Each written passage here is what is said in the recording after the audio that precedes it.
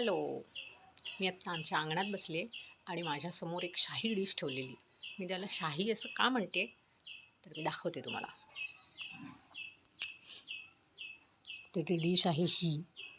ह्या अशा टम्म फुगलेल्या पुऱ्या आणि हा प्युअर देवगड हापूस बनवलेला आमरस.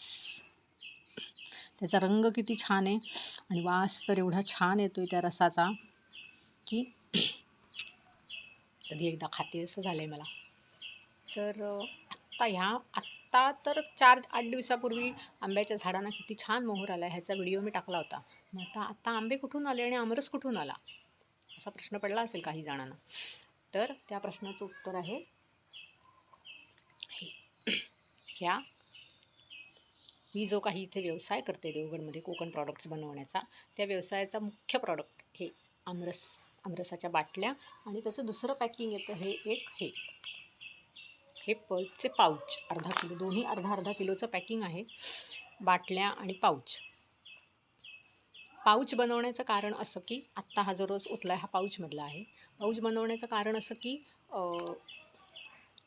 दूरवरच्या प्रवासात ह्या न्यायच्या असतील तर हे न्यायला सोपं जातं. बाटल्या काचेच्या असतात, त्याच्यामुळे फुटण्याची वगैरे भीती असते.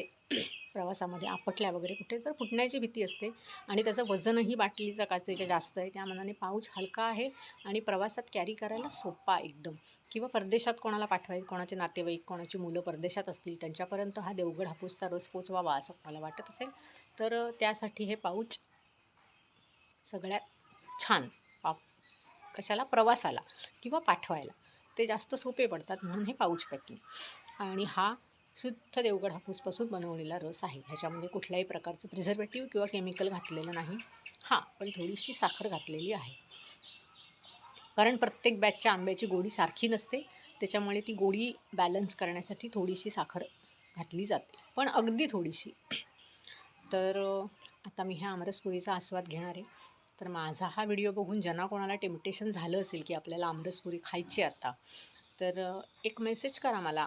तुमच्यापर्यंत आमरसाचे पाऊच पोचतील. बाय.